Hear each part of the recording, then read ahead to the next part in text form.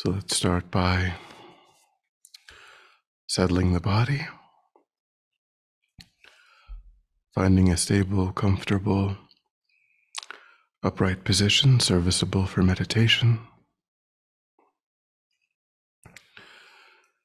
So we think about keeping our feet flat and our back straight, torso open,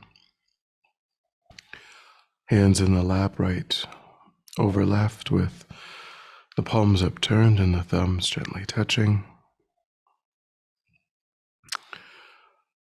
Our eyes are gently closed or slightly open,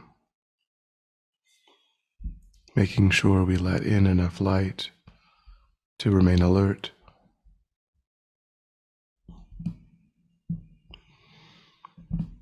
And try to develop an awareness of not slouching or leaning.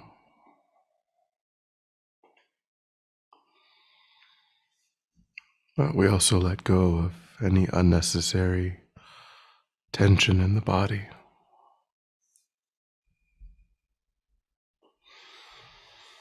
Relaxing into a stable, comfortable, upright position.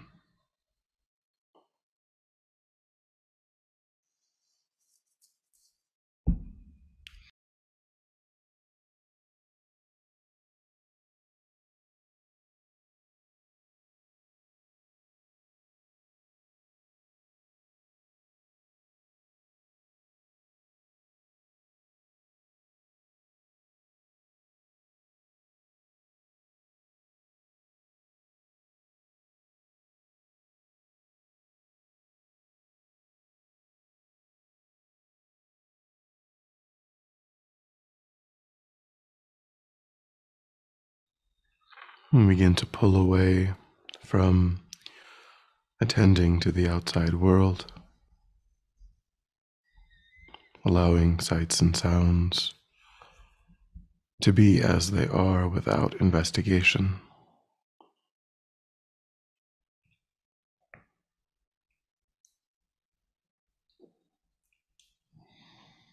Constraining our awareness just to the body and mind. Concentrating that awareness in the present moment by attending closely to the physical sensation of the air moving into and back out of the tip of the nostrils. Noticing quickly when anything other than that one physical sensation is arising in the mind, and without judgment or frustration, lifting your awareness again and again up from that distraction and placing it gently back on the breath.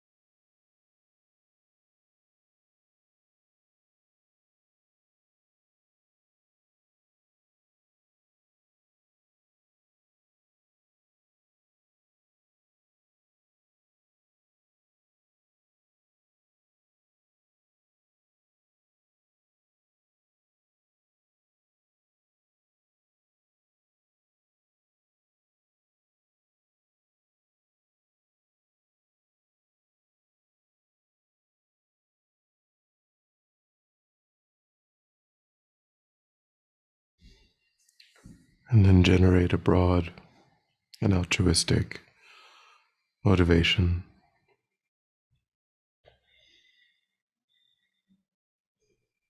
Wanting to use your time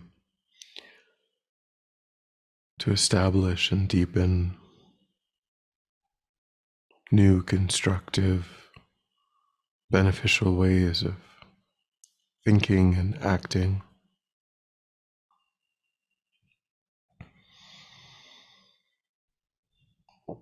Wanting to reduce, ultimately eliminate ways of thinking and acting that are painful for oneself when they arise and often motivate actions that harm others.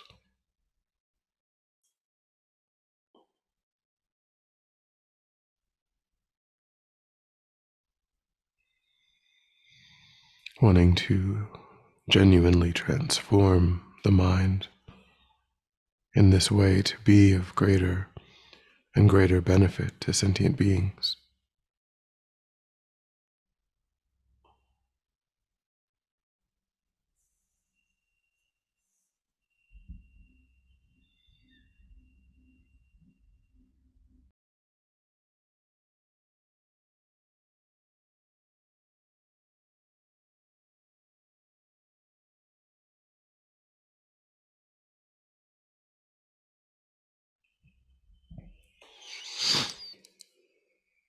And we'll begin to contemplate our relationship with these countless sentient beings by recognizing that on a deep level there are no real differences between myself and others.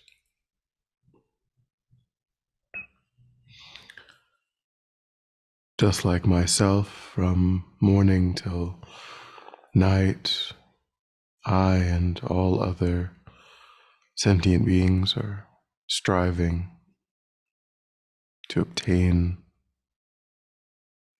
something pleasant, comfortable, enjoyable, and to be separated from problems, unpleasantness, any kind of suffering.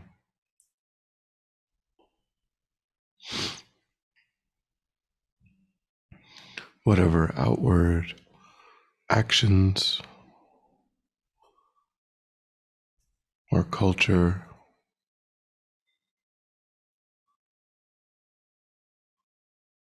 any sentient being is showing internally,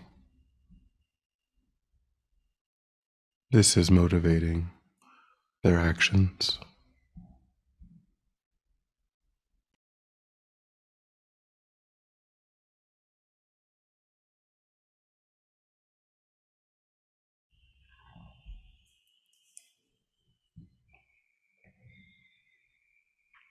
For oneself, one's own happiness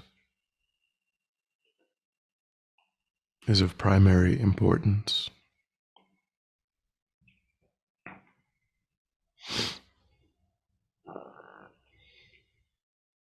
Which means subjectively, the happiness of others is just as important as my own.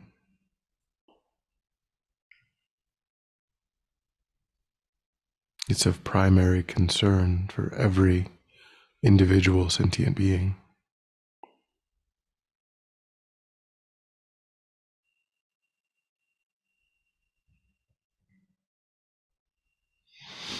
And the avoidance of suffering is also of equal importance.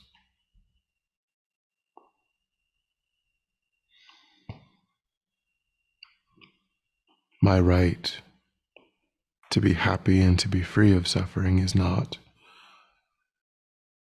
any greater or any less than any other sentient being.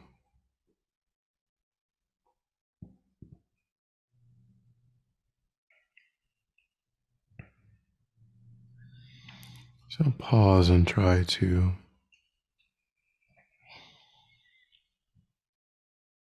demonstrate the validity of that way of thinking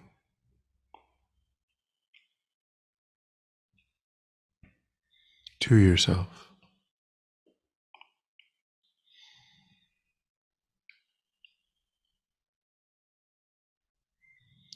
Try to give rise to a feeling of equanimity.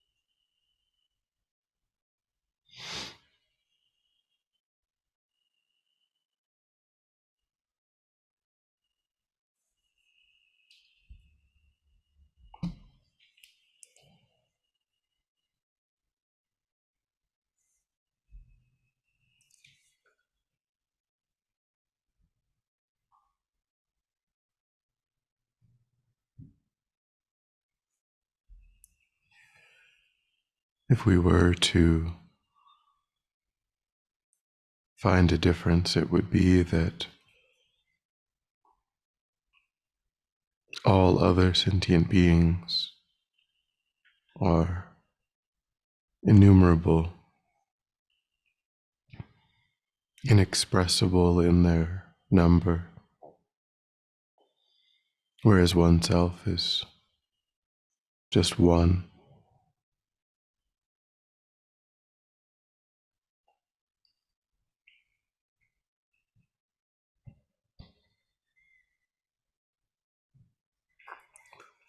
And in terms of the results that it brings, a mind that is focused only on one's own well-being,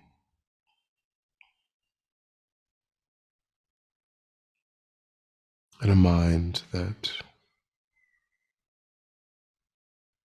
seeks the happiness of all sentient beings, are completely different. A narrow, self-centered perspective is a primary source of pain and difficulty that we face.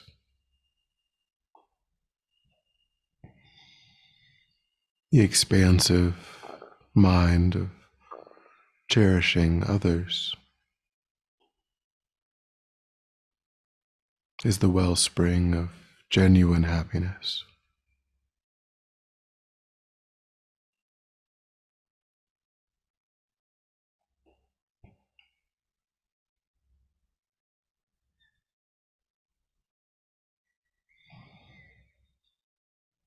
And for these reasons, logically, we should begin to shift our perspective to develop greater and greater concern for sentient beings.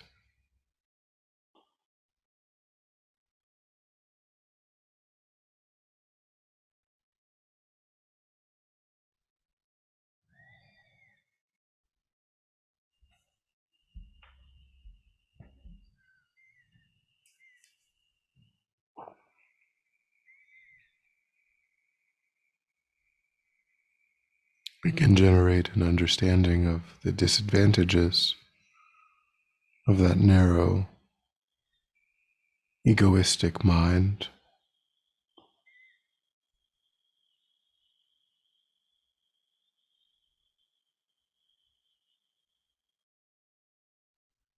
by thinking of times when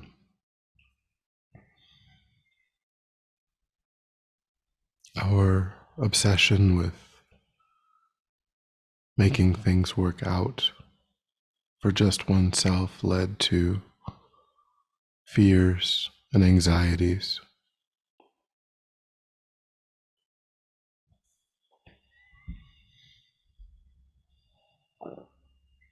Exaggerating challenging circumstances and becoming overwhelmed.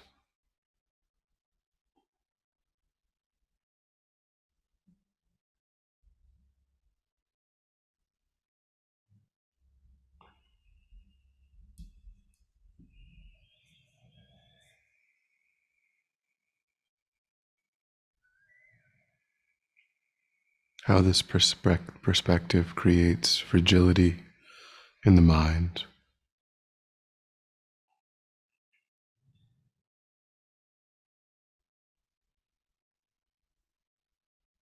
the inability to bear challenges.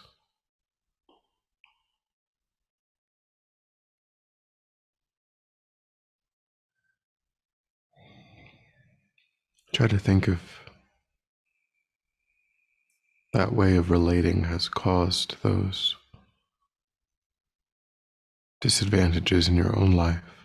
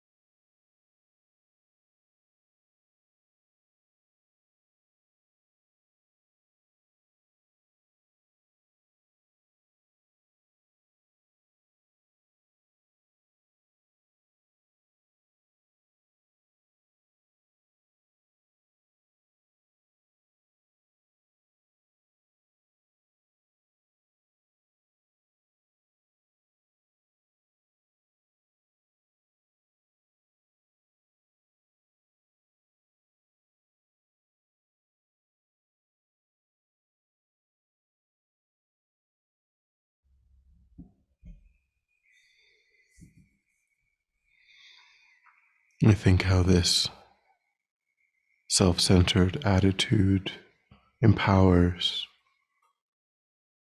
so many painful states.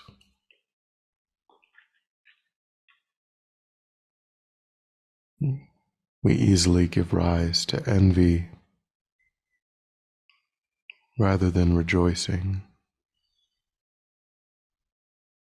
when we observe the good fortune of others.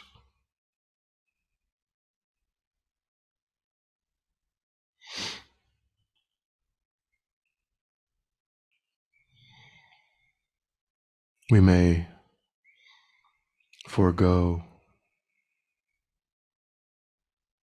training in stainless ethics in order to follow our attachments.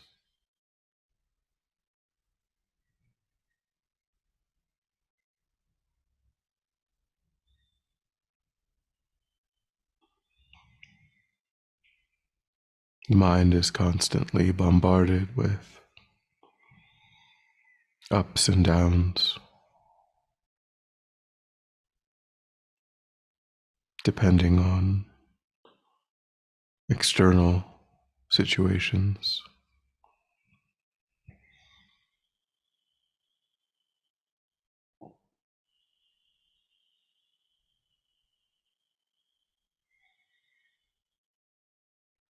And therefore, concentration and wisdom become difficult, and tapping into our innate potential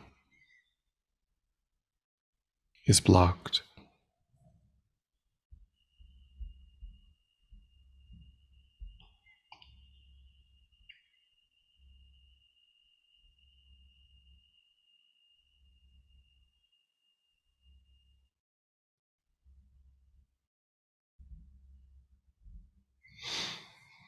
We reverse these shortcomings with a mind that cherishes all sentient beings.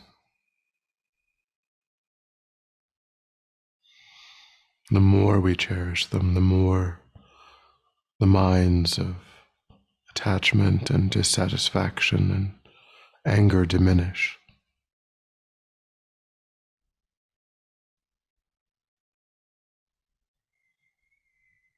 The greater our own peace of mind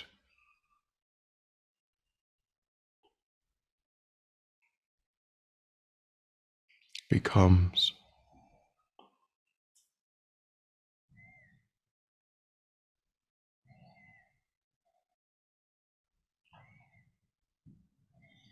With this wide perspective, my own problems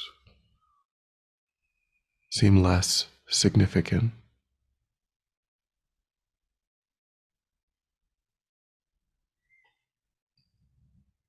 And we become close,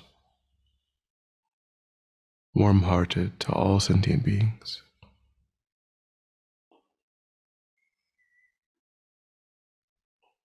And a sense of courage and inner resolve to be of great benefit arises.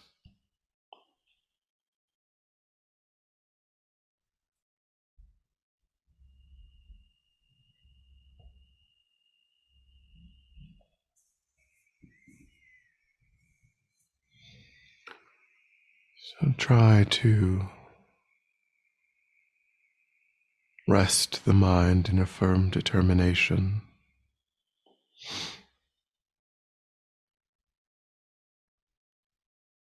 to train in seeing others as important and cherishing them,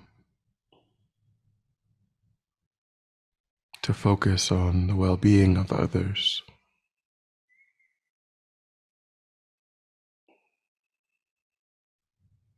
even more than one's own comfort.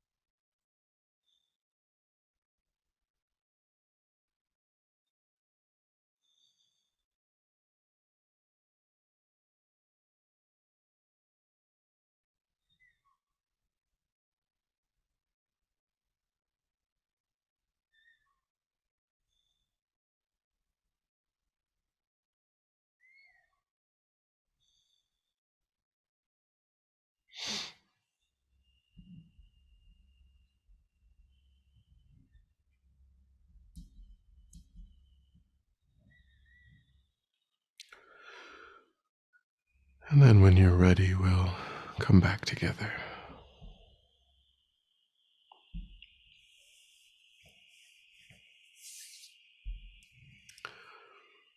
And we'll dedicate. So recollect your altruistic motivation and think that having listened and meditated, contemplated, in this way you've actualized that motivation, created positive energy in the mind, and have a sense of letting that positive energy go, thinking may it ripen in whatever way is truly beneficial for sentient beings. May it serve as a cause and condition to completely eliminate war and famine, conflict, poverty, disease, natural disasters.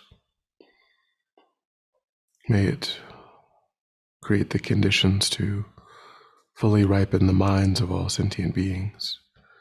May they quickly meet perfect teachers and arise in a state of full enlightenment. May I too achieve the state of enlightenment, so I might work perfectly for the benefit of sentient beings. May any obstacles facing the Guru's long life be completely dispelled, and may I and all sentient beings come under the joyful care and guidance of enlightened beings in this moment.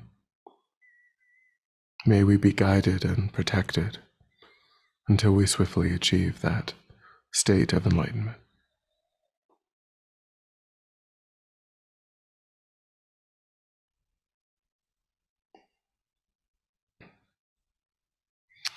Thank you.